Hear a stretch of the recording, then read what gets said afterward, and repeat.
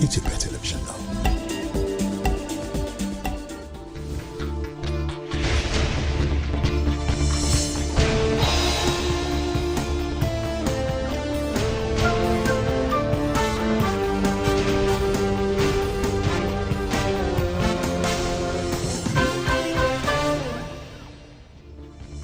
ጤና ይስጥልኝ እንደምናመሻችሁ የተከበራችሁ ተመልካቾቻችን 2 ሰዓት ሆኗል። ከኢትዮጵያ ቴሌቪዥን የቲቪ 57 ዜናዎቻችን ቀጥለዋል። አብራችሁን ቆዩ። ታሪክ የሚቀይሩ የቴክኖሎጂ ስታርታፖች ወደ መድረክ እየመጡ ነው። የኢትዮጵያ ወጣቶች የፈጠራ አቅም የሚፈተንበት ትልቁ መድረክ። የስታርታፕ ዳኞች፣ የቴክኖሎጂ ቢዝነስ ፈጣሪዎች እነማን ያሸንፋሉ? መድረኩ ተዘጋጅቷል። የቴክኖሎጂ ስታርታፖች የፈጠራ ውድድር ኢትዮ ስታርታፕ በኢቲቪ ዜና ቻናል በቅርብ ቀን ይጠብቁን። ከዜናዎቹ ጋር አልጋነሽ ተካ ነኝ። ጠቅላይ ሚኒስትር አብይ አህመድ ከኔዘርላንድስ ጠቅላይ ሚኒስትር ሮብ ጄተን ጋር ውጤታማ የስልክ ውይይት ማድረጋቸውን ገለጹ።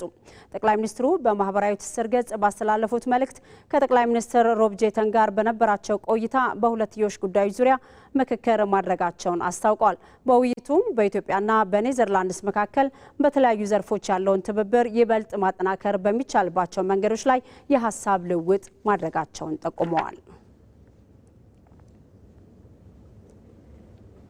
ጠቅላይ ሚኒስትር አብይ አህመድ የኢትዮጵያን የምግብ ሉዓላዊነት ለማረጋገጥ የተጀመረው ጥረት በላቀ ውጤት መቀጠሉን ገለጹ። ጠቅላይ ሚኒስትሩ ዛሬ በኦሮሚያ ክልል ሰሜን ሸዋ ዞን ሱሉልታ ወረዳ በመገኘት በ2150 ሄክታር መሬት ላይ የለማ የስንዴ ማሳን ተዘዋውረው ተመልክተዋል። ጌታቸው ባልቻ ተጨማሪ አለው። ኢትዮጵያ በምግብ እህል ራስን ለመቻል የጀመረችው ታላቅ ጉዞ በተግባር የታገዘ ውጤት እያመጣ ይገኛል። በተለይም በስንዴ ልማት ረገድ የተመዘገቡ ስኬቶች ለሀገራዊ የምግብ ሉዓላዊነት መረጋገጥ ጉልህ ሚና እየተጫወቱ ነው። ጠቅላይ ሚኒስትር አብይ አህመድ ዛሬ በኦሮሚያ ክልል ሰሜን ሸዋ ዞን ሱሉልታ ወረዳ በመገኘት በሰፊ የሜካናይዜሽን ግብርና የለማ የስንዴ ማሳን ተዘዋውረው ተመልክተዋል። በሱሉልታ ወረዳ ብቻ በ2150 ሄክታር መሬት ላይ የለማው የስንዴ ሰብል ኢትዮጵያ ወደ ውጭ የምትልከውን ምርት ለማሳደግና የሀገር ውስጥ ፍላጎትን ለመሸፈን ያላትን ቁርጠኝነት የሚያሳይ ነው። በግብርና ዘርፍ የጀመርነው ኢንተርቬንሽን እያስገኘ ያለው ውጤት በእጅጉ የሚያስደምም ነው። ይበልጥ እንድንበረታ፣ ይበልጥ እንድንተጋ፣ ይበልጥ አዳዲስ ሀሳቦች እንድንፈጥር፣ ይበልጥ አዳዲስ ነገሮች እንድንሞክር ጉልበት የሚሆን ስራ ሆኖ አግኝቼዋለሁ። ያ ሁላችሁም እንደምታስታውሱት ኮሮና እስከመጣበት ጊዜ ድረስ የበጋ እርሻ የበጋ ስንዴ ኢትዮጵያ ውስጥ የተለመደ አልነበረም። መሬት ጦም ማደር የለበትም፣ ከልመና ራሳችንን መገላገል አለብን፣ ሊታረስበት ሊመረትበት የሚችል መሬት አለን የሚል ጽኑ እምነት ነበረን። ስንጀምር ማሳመኑም መከራ ነው የነበረው። አሁን ያለበት ደረጃ ግን በየጊዜው በራሱ በውጤቱ ባስገኘው ውጤት ብዙሃንን እያሳመነ አስደማሚ ደረጃ ደርሷል። ኢትዮጵያ በአነስተኛ መጠን የጀመረችው የበጋ ስንዴ ልማትም አሁን ላይ ከፍተኛ እድገት አሳይቷል። የዘንድሮን እንኳን ብቻ ብንመለከት ባለፈው ክረምት ወደ 4.4 ሚሊዮን ሄክታር ነበር ያረስነው። የዘንድሮ በጋ 3.8 ሚሊዮን ሄክታር ገደማ ነው ያረስነው። በድምሩ 8 ሚሊዮን ሄክታር በላይ መሬት አርሰናል። ያገኘነው ምርት ከ330 ሚሊዮን ኩንታል በላይ ነው። ይሄ በአፍሪካ በስንዴ ማምረት ኢትዮጵያን በአንደኛ ደረጃ ያስቀምጣታል፣ ከፍተኛ ምርት ስለሆነ እና ሰሜን ሸዋ ውስጥ ይህን ያክል ማሳ መገኘቱን ወደ ማህበረሰቡ ተደራሽነቱን በተግባር ብታይ የዛሬ 5-6 ዓመት ሰሜን ሸዋ ውስጥ ቢያንስ 4-5 ወረዳዎች በሴፍቲ ኔት ይተዳደሩ ነበር። 4-5 ወረዳዎች አብዛኛው ቀበሌ ሴፍቲ ኔት የነበረው። በዚህ ዓመት በሰሜን ሸዋ ውስጥ አንድም ቀበሌ በሴፍቲ ኔት የተያዘ የለም። 100% ራሳቸውን ነጻ አውጥተዋል በማምረት። ኢትዮጵያ ባለፉት ጥቂት ዓመታት በበጋ መስኖ ስንዴ ልማት ያስመዘገበችው ውጤት የምግብ ዋስትናን በራስ አቅም ለመመለስ ትልቅ ተስፋ የፈነጠቀ ሆኗል። ዛሬ የተጎበኘው የሱሉልታ ወረዳ የስንዴ ማሳም የዚሁ ስኬት አካል ነው። እንዳየው በዚህ ጊዜ እንግዲህ ግንቦት ሊገባ ነው አላው። በዚህ ጊዜ ውስጥ ሰሜን ሸዋ እንደዚህ ያለ ግሪን መስክ ማየት በጣም አስደሳች ነገር ነው። የበጋ ስንዴ በአፍሪካ ውስጥ ከፍተኛ አምራች እንድንሆን ማስቻሉ ብቻ ሳይሆን በሴፍቲ ተይዘው የነበሩ ዜጎቻችንን ነፃ ያወጣ መሆኑ ብቻ ሳይሆን ኢንካም እያሳደገ ነው ያለው። በጣም ትናንሽ ወጣቶች በጥቂት ጊዜ ውስጥ ብድር ተበድረው አሁን አንደኛው 10 ሚሊዮን ገደማ ደርሻለሁ ነው የሚለው በወተት በስጋ በእነዚህ አይነት ስራዎች ማለት ነው። በትናንሽ ተደራጅተው የሚሰሩት ስራ ብድር በስፋት እየሰጡ ነው ያሉት ልጆች ደግሞ ሰርተው ገቢ እያገኙ ነው ያሉት። በጣም በርካታ አርሶ አደሮች ፒካፕ ገዝተዋል። ወተታቸውን እንቁላላቸውን ከተማ የሚወስዱበት የምግብ ዋስትናን ማረጋገጥ ለሀገር ሉዓላዊነት መከበር መሰረት ነው። የተጀመሩ የልማት ስራዎች ውጤታማነት ደግሞ ኢትዮጵያ ከፊቷ ያለውን ብሩህ ተስፋ ያመላክታሉ። እንግዲህ ኢትዮጵያችን ተስፋ አላት። በግብርና ሴክተር የመንግስት ኢንተርቬንሽንና አንዱ ኮር የእድገታችን መንገድ ነው ያልነው አዋጭ ሆኗል። ልክ እንደ ኢንዱስትሪው፣ ልክ እንደ ቱሪዝሙ፣ ልክ እንደ ማይኒንጉ፣ ልክ እንደ ቴክኖሎጂው ግብርናን ራሱን አስችሎ አመርቂ ውጤት እያመጣ ነው ያለው። አሁንም ብዙ የማደግ ፖቴንሻል ስላለው እንበርታ፣ እንስራ፣ እንማር፣ እናሻሽል። ከትናንትናው እያረምን እያረቅን እያሻሻልን ከሄድን የምናስባትን ሀገር ለመፍጠር የሚያስችል መሰረት እንዳለ ያመላክታል። ዛሬ በሰሜን ሸዋ ባየሁት ስራ በእጅጉ ደስ ብሎኛል። ይሄ በሁሉም ዞኖች እንዲስፋፋ በሁሉም ዞኖች እንዲበራከት መጪው ክረምት ከፍተኛ ስራ የሚጠበቅበት ሲዝን ነው። ለዚያ ሁሉም አርሶ አደሮች፣ የግብርና ኤክስቴንሽን ሙያተኞች የተሰናዱ የተዘጋጁ እንዲሆኑ አደራ ማለት ፈልጋለሁ። ዓለም ያለችበት ሁኔታ የምናልፈው የምንሻገረው በልማት ብቻ ነው። ካረስን የጀመርነውን ከጨረስን ከበረታን እንሻገረዋለን እና ከስራ ውጭ መሻገሪያ መንገድ እንደሌለ አስበን ጊዜያችንን በስራ በልማት እንድናጠፋ አደራ ማለት ፈልጋለሁ። የመደመር መንግስት የግብርናውን ዘርፍ ለማዘመንና ምርታማነትን ለማሳደግ የጀመራቸው ድጋፎች ተጠናክረው ቀጥለዋል። በተለይም በግብርና ግብዓቶች አቅርቦትና በቴክኖሎጂ ሽግግር ረገድ የሚከናወኑ ተግባራት የምግብ ሉዓላዊነትን ለማረጋገጥ የሚደረገውን ጉዞ የሚያፋጥኑ ናቸው። የአዲስ አበባ ከተማ ከንቲባ አዳነች አቤቤ ለተለያዩ ኢንተርፕራይዞችና የስራ አንቀሳቃሾች የመስሪያ ቦታ ሼዶችን አስተላለፉ። ይህ መጠነ ሰፊ የመስሪያ ቦታ የማስተላለፍ ተግባር ደግሞ ከተማዋ የጀመረችው የነዋሪዎች ፍትሐዊ ተጠቃሚነትን የማረጋገጥ ቀጣይነት ያለው ጉዞ አንዱና ዋነኛው ማሳያም ነው። የመራደም ተጨማሪ ያለው በረጅሙ የልማት ጉዞዋ ላይ ዛሬም ሌላ እርምጃን ወደፊት ተራምዳለች።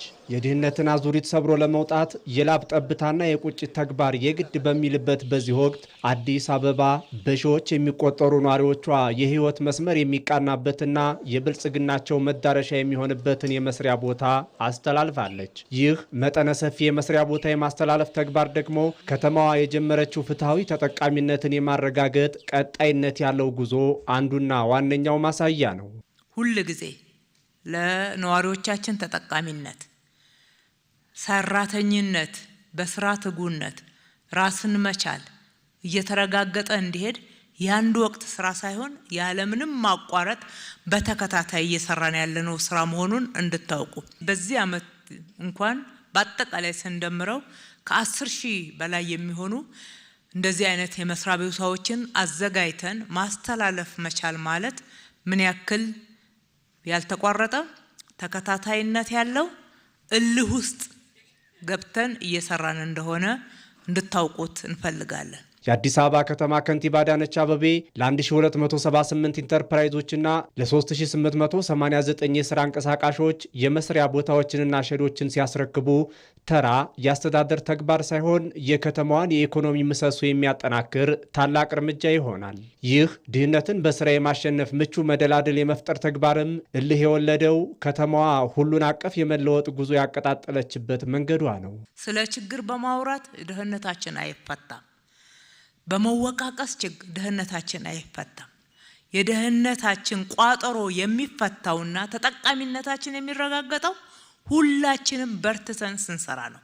ያገኘናትን እድል ሳናባክን ሁላችንም ባገኘናት እድል ተክተን እልህ ገብተን ስንሰራ ነው። የዕለት ጉርስን ከማሟላት በልቶ ለማደር ሲባል ከመስራት የተሻገረ ከፍታ ላይ መድረስን እየተለወጠች ያለችው አዲስ አበባ ዛሬ የመስሪያ ቦታን ከወሰዱ ኢንተርፕራይዞች ትጠብቃለች። የዕለት ጉርሳችሁን ለመሸፈን አለ መስራት ያለባችሁ። ትልልቅ ኢንተርፕራይዞችን ለመፍጠር የኩባንያዎች ባለቤት ለመሆን ሁሉም ነገር ከትንሽ ነው የሚጀመረው።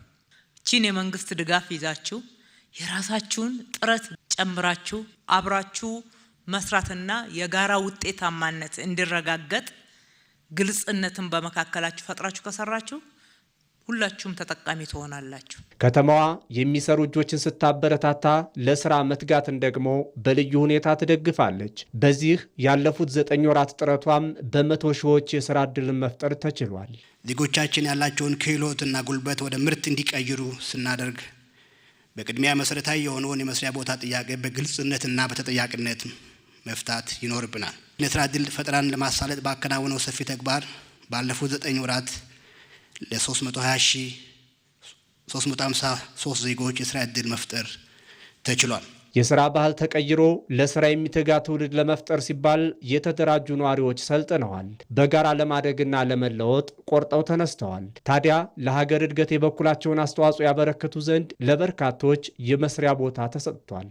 መንግስት ሰው ተኮር በመሆኑ የዜጎች ህይወት ሲቀየር ሀገር ትቀየራለች ብሎ በማመን ከሚሰራቸው የልማትና የተጠቃሚነት ስራዎች በተጨማሪ የዜጎችን ህይወት በዘላቂነት ለመቀየር የስራ ባህል ያለው የተዛባ አስተሳሰብን በማስጣል ወደ ስራ በመሰማራት እንዲችሉ በማድረግ የመስሪያ ቦታ በማቅረብ ወሳኝ መሆኑን በመገንዘብ በዚህ መልኩ የሴቶችን፣ የወጣቶችን፣ የአካል ጉዳተኞችና የስደት ተመላሾችን ተጠቃሚ ለማድረግ አቃፊ መሆኑንም በማሳየት ጭምር በተግባር እየሰራ ይገኛል። ዛሬ የመስሪያ ሼዶችን የተረከቡ ተንቀሳቃሾች ነገ የአዲስ አበባን የኢንዱስትሪና የንግድ እንቅስቃሴ በመጨመር የከተማዋን ብልጽግና የሚያፋጥን ተደማሪ አቅምን ይዘው ይመጣሉ።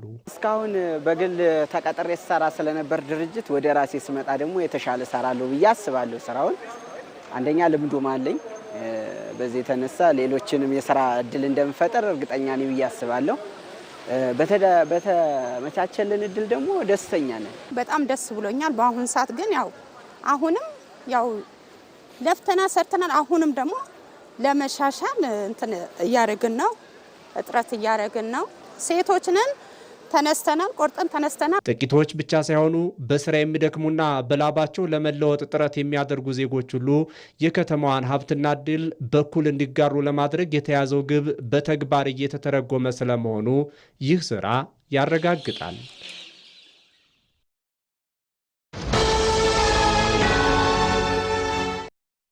በየ4 ዓመቱ የእግር ኳስ አድናቂዎች በጉጉት የሚጠብቁትን ትልቁ የእግር ኳስ ውድድር ይመለከታሉ። በሞቀ መንፈስ በጋራ የድጋፍ ዝማሬ አስደሳቹን የእግር ኳስ ትዕይንት እርስዎ በአካል መታደም ይችላሉ። እድሜ ለቪዛ!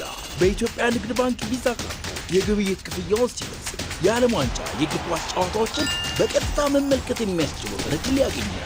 ነካ አድርገው ከፍለው ወደ ፊፋ 2026 የዓለም ዋንጫ ይጓዙ።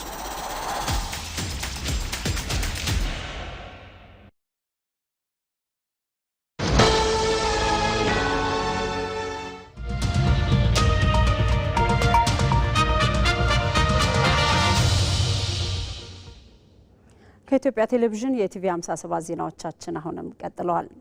የፊታችን ግንቦት 24 በሚካሄደው 7ኛው ጠቅላላ ምርጫ ድምጽ ለመስጠት ከ50 ሚሊዮን በላይ ዜጎች የምርጫ ካርድ አውጥተዋል።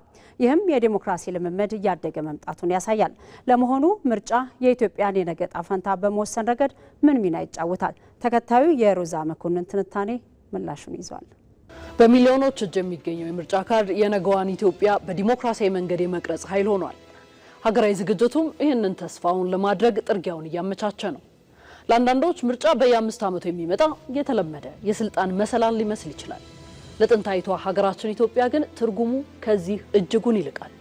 ምርጫ ለሉዓላዊነታችን የልብ ትርታ፣ የነጻነታችን ቀለም እንዲሁም የትውልድ ዕጣ ፈንታ የሚከተብበት የማይሰረዝ የታሪክ ብዕር ነው። ዛሬ አፍሪካን ሊያኮራ የሚችል ታላቅ የዲሞክራሲ ክስተት ከፊታችን ቆሟል። ለዚህ ክስተት ስኬት ከማን ምን ይጠበቃል? የምርጫው ስኬታማነትስ በምን ይገለጽ ይሆን? ቆይታችን ይህን ይመልሰዋል።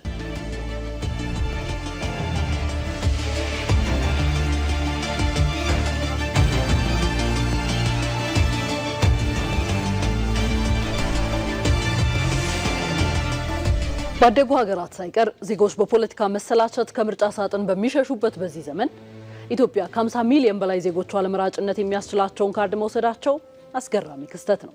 ወደ 50 ሚሊዮን 514155 መራጮች ተመዝግበዋል።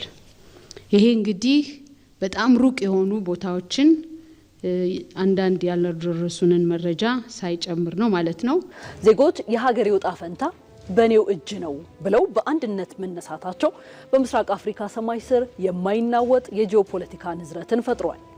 ይህ ማዕበል ዝምታን የሰበረ ስለ እኔ ራሴ ወስናለሁ የሚል የሉዓላዊነት ቋንቋ ነው። የታሪካዊ ጉዞ አልጋ ባልጋ አልነበረም። የትራንስፖርት እጥረት፣ የኔትወርክ መቆራረጥና አልፎ አልፎ ደግሞ የጸጥታ ስጋቶች ሂደቱን ሊፈትኑት ሞክረዋል። ነገር ግን የህዝብን የዲሞክራሲ ልምምድ አዳጊ ፍላጎት የሚያቆም ኃይል የለም። የምርጫ ቦርድ የምዝገባ ጊዜውን ሲያራዝም እናቶች ልጆቻቸውን አዝለው፣ አዛውንቶች ምርኩስ ተደግፈው ፀሐይ ሳይበግራቸው ሰልፋቸውን በትዕግስት አጠናቀዋል። ስኬቱን በዓለም አቀፍ ሚዛን ስንመዝነው ደግሞ ግዝፈቱ ይበልጥ ጎልቶ ይታያል። ኢትዮጵያ ለመጪው ምርጫ ያስመዘገበቻቸው ከ50 ሚሊዮን በላይ መራጮች ቁጥር በራሱ የሀገሪቱን የዲሞክራሲ ጉዞ ግዙፍነት በጉልህ የሚያሳይ የታሪክ አሻራ ነው። ይህ አሃዝ ከብዙ ሀገራት ጠቅላላ ህዝብ ቁጥር በላይም ነው። ለምሳሌ እናንሳ። እንደ ስፔን፣ አርጀንቲና ወይም ዩክሬን ያሉ ሀገራትን አጠቃላይ የህዝብ ብዛት የሚበልጥ ቁጥር ነው። 50 ሚሊዮን በላይ መራጭ ማለት እንደ ቤልጂየም፣ ኦስትሪያ፣ ስዊድን እና ስዊዘርላንድ ያሉ ሀገራትን ጠቅላላ ህዝብ አንድ ላይ ደምሮ እንደመመስገን ማለት ነው። በአፍሪካ ደረጃም ቢሆን ይህ የመራጮች ቁጥር ከጎረቤት ሀገራት ከኬንያ፣ ከኡጋንዳና ከደቡብ ሱዳን ጠቅላላ የህዝብ ብዛት ድምር ጋር የሚቀራረብ መሆኑ የሂደቱን ስፋት ያስገነዝባል። ለሰባተኛው ጠቅላላ ምርጫ ካርድ የወሰዱ ዜጎች ቁጥር በስድስተኛው ሀገራዊ ምርጫ ከተመዘገበው 38.2 ሚሊዮን ጋርም ሲነጻጸር እስካሁን ባለው ከ12 ሚሊዮን በላይ ተመዝጋቢዎች ብልጫ አለው። ይህ በተለይም በወጣቱ ዘንድ የሰረጸውን ጥልቅ የባለቤትነት ስሜት የሚያበስር የድል ነጋሪት ነው። ቁጥሮች ነፍስ የሚዘሩት እውነታውን ሲወክሉ ነው። 5.5 ሚሊዮን የዲጂታል ተመዝጋቢዎች የዲጂታል ኢትዮጵያ 2030 ስትራቴጂ መሬት መውረዱን የሚያሳይ ዘመናዊ የቴክኖሎጂ ሽግግር ነው። ቀሪው 45 ሚሊዮን በመደበኛው መንገድም ተመዝግቧል። 48,000 በላይ ምርጫ ጣቢያዎች ደግሞ ዲሞክራሲን እስከ ህዝቡ ደጃፍ ድረስ ያደረሱ መሰረቶች ናቸው። ከ195,000 በላይ ምርጫ አስፈጻሚዎች ማታን ከቀን አያይዘው ሂደቱን በታማኝነት እየመሩ ያሉ የሰለጠኑ ባለሙያዎች ናቸው። 1 ቢሊዮን ብር ደግሞ ሀገራችን ምርጫዋን በራሷ አቅም ለማስፈጸም የመደበችው በጀት ነው። የሰባተኛው ጠቅላላ ምርጫ የምዝገባ ስኬት የወረቀት ላይ ስሌት ብቻም አይደለም። ኢትዮጵያ ወደ ኋላ ወደማትመለስበት የዲሞክራሲ ከፍታ መድረሷን ያበሰረ ደማቅ የተስፋ ብርሃን ነው። ከ18 ዓመት በላይ የሆነው አምራች ኃይል ከሞላ ጎደል ለመራጭነት መመዝገቡ ይህ ህዝብ ዝምተኛ ተመልካች ሳይሆን ልጆቹን እጣ ፈንታ በራሱ እጅ ለመጻፍ የተዘጋጀ የለውጥ ሞተር መሆኑን አረጋግጧል። ከ50 ሚሊዮን በላይ ህዝብ በአንድ ድምፅ እኔ መርጣለሁ ሲል ከዚህ በላይ የሚያስተጋባ ሌላ ፖለቲካዊ ትርጉም የለም። ምርጫን ምርጫ የሚያስብሉት ዲሞክራሲያዊ ሂደቶቹ ናቸው። መራጮች የወሰዱትን ካርድ ወይም ድምፅ ሲቀይሩት ሂደቱ ሙሉ ይሆናል። ለድምጻቸው ውሳኔ የሚጠቅሙ ከሲቪል ማህበራት ማስተማር እስከ ፓርቲዎች የምረጡኝ ቅስቀሳ እንዲሁም የፖለቲካ ፓርቲዎች የሚያደርጉት የምርጫ ክርክር ትልቅ ቦታ አላቸው። በዚህ ረገድ የኛኑ የኢትዮጵያን ብሮድካስቲንግ ኮርፖሬሽን ጨምሮ መገናኛ ብዙሃን ፓርቲዎች ፖሊሲዎቻቸውን ለህዝብ የሚያሳውቁበትን የምርጫ ክርክሮች በተለያዩ ርዕሰ ጉዳዮች እያከናወኑ ይገኛሉ። ይህ ትልቅ ትርጉምን ይዟል። የምርጫ ካርድ መውሰድ አንድ ወሳኝ እርምጃ ነው። ድምፅን ይሆነኛል ለሚሉት ፓርቲ መስጠት ደግሞ ሌላኛው አስፈላጊ እርምጃ ነው። በእጆ የሚገኘው የምርጫ ካርድ የወረቀት ቁራጭ ሳይሆን የነገዋን ኢትዮጵያ መልክ የሚቀርጽ ታላቅ የስልጣን መሳሪያ ነው። ይህ ካርድ የእርስዎ ድምፅ፣ የእርስዎ ፍላጎትና ለሀገሩ ያለዎት የተስፋ ስንቅ መገለጫም ነው። ዲሞክራሲ ህያው የሚሆነው በምዝገባ ወቅት የታየው መነቃቃት በምርጫ ዕለትም በምርጫ ጣቢያዎች ላይም ሲደገም ብቻ ነው። በመሆኑም የወሰዱትን የምርጫ ካርድ የነገው ታሪክ አካል ለማድረግ ይጠቀሙበት። የእርስዎ አንድ ድምፅ የሀገርን አቅጣጫ የመቀየር ሰላምን የማጽናትና የህዝብን ውክልና የማረጋገጥ ኃይል አለውና በዕለቱ ተገኝተውን በመምረጥ የዜግነት ግዴታውን ይወጡ፣ የተስፋውን ማህተም ያሳርፉ። እንዲህ ሲሆን ኢትዮጵያችን ባለብዙ ተስፋ ሀገር መሆኗን ይህ ታላቅ ስኬትም ከአፍሪካ አልፎ ለዓለም አስተማሪ አብነትም ይሆናል።